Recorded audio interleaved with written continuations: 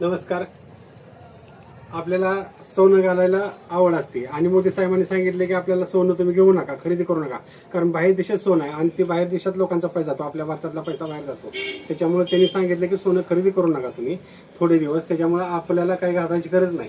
आपल्याकडे भरपूर व्हरायटी आपण तुमच्यासाठी आपण घेऊन आलेलं आहे. आपल्याकडे ही प्युअर सोनं दिसणारच आहे, ही सोनंच आहे आपल्यासाठी, म्हणून आपण ही सोनंच घालायचं. ही चेन असेल तर आपल्याकडे मिळते सोन्यासारखीच, सोन्यापेक्षा काहीच कमी नाही अशी चेन आपल्याकडे मिळते. अंगठ्या मिळतात तुम्हाला, ह्याच्यात रुद्राक्ष 1 ग्राममध्ये मिळेल तुम्हाला, लेडीजचं मिळेल, हे तुम्हाला गंठण मिळेल.